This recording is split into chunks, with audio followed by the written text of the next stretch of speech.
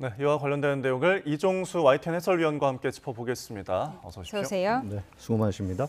네, 이재명 대통령의 한미 연합훈련 중단 언급 어떤 배경에서 나온 건가요?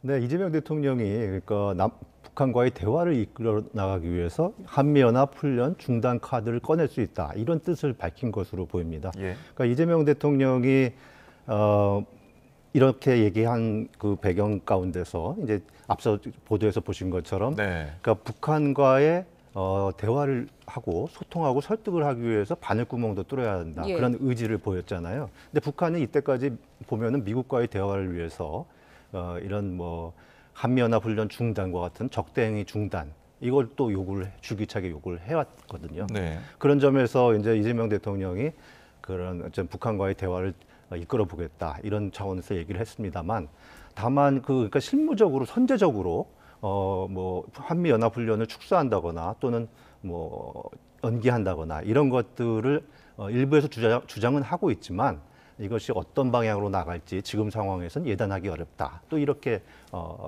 신중한 입장을 덧붙였어요. 그러면서 싸움이 불필요한 평화 체제가 구축이 된다면은 트럼프 대통령이 네. 싫어하는 그런 돈 드는 훈련도 하지 않아도 된다. 이렇게 또 얘기를 했죠. 네. 그러니까 한미가 해마다 이제 훈련을 하는데 그럼 어떤 그 한미 연합 훈련을 하고 있고 도대체 비용이 얼마나 드는지 궁금한데요. 예, 크게 보면 이제 세 가지 종류, 성격에 따라 세 가지 종류가 있는데 예. 지금 그래픽에서 보시는 것처럼 CPX, 그러니까 커맨드 포스트 엑서사이즈에서 대규모 이제 연합 주의소 훈련이에요. 그러니까 예. 상반기에 그 자유방패 훈련 하거든요. 그리고 네. 8월에는 을지 연습을 포함한 이제 을지 자유 방패 훈련을 또 하고요. 네. 그리고 이제 또 실제 기동 훈련이 있습니다. 그러니까 그 우리 한미 특전사가 북한의 핵 미사일 지휘부를 공격하는 그걸 갖다 이제 우리 연합 참수 특수작전 훈련이라 하는데 그것이 있고요.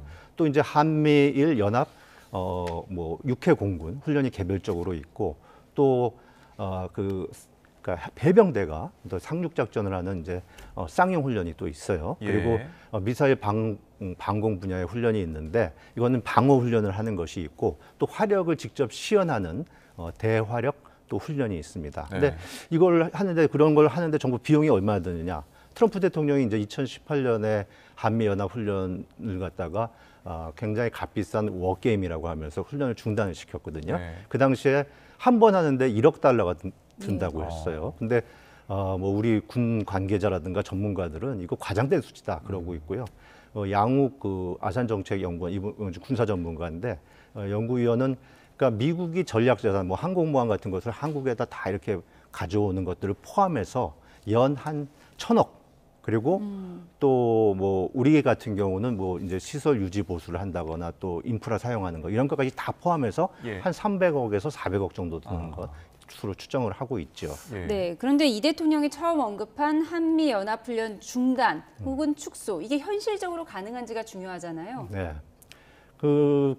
이게 사실 이제 부정적 효과가 크기 때문에 매우 신중할 수밖에 없어요. 이제 단기적으로 봤을 때는 뭐 이제 훈련을 중단하거나 연기하고 축소하게 될 경우에는 비용도 줄고 또 긴장도 완화되는 그런 효과가 비칠 수 있겠지만 한미 연합 이제 작전 능력 그리고 북한의 어떤 전쟁 군사력에 대한 억지 능력 이게 저하될 수밖에 없으니까 큰 네. 문제가 될 수 있는 거죠. 그리고 또 전시작전 통제권 환수가 늦어질 수밖에 없습니다. 왜냐하면 이제 전시작전 통제권을 환수하기 위해서는 우리 군이 연합방위군을 주도할 수 있는 그런 능력을 검증을 해야 되잖아요. 예. 근데 그건 검증이 뭘로 이루어지겠습니까? 다 훈련을 해야 되는 건데 훈련이 축소되고 지연되고 그러면은 아무래도 전작권 환수가 늦춰질 수밖에 없는 거죠. 그리고 이제 또 한미 동맹이 좀 느슨해지는 그런 군사 동맹이 느슨해지는 그런 신호로 읽혀서 이런 게 또 예. 파급 효과를 내서 아시아 내 우리의 어떤 전략적 가치 이런 게 또 떨어질 수밖에 없는 거고요. 그래서 이재명 대통령도 아마 이런 점들을 다 고려를 해서 그러니까 실무적으로는 선제적으로 훈련의 네. 축소나 뭐 연기를 검토해야 한다는 주장도 있지만 예. 이거 뭐 지금 상황에서는 어느 방향으로 갈지 예단하기 어렵다 이런 신중한 예. 입장을 보인 것으로 저는 생각이 돼요. 네. 한미 연합 훈련 중단이나 축소에 대해서 이제 공개적으로 어떤 의견이 나왔으니까 트럼프 행정부에서 어떤 입장이 나올지 좀 예상을 해볼 수 있을까요? 예, 뭐 트럼프 대통령 일기 때 2018년 6월이었어요. 이제 김정은 위원장과 첫 정상회담을 한 다음에 돈이 많이 든다, 북한이 자극한다, 그래갖고 훈련을 중단을 시켰었죠. 하지만 지금도 일기 때와 같은 생각을 하고 있는지 확인이 되지 않고 있어요. 물론 이제 트럼프 대통령이 김정은 위원장과 만나기를 굉장히 분명히 원하고 있잖아요. 그래서 뭐 틈만 나면 자주 김정은 위원장과 대화를 원한다 이렇게 제의를 하고 있지만 김정은 위원장은 불응하고 있어요. 네. 그리고 다른 한편으로 좀 트럼프 대통령이 우리의 핵 추진 잠수함 보유를 허용했잖아요. 그러면서 이제 한미 동맹에 박차를 가하고 있고요.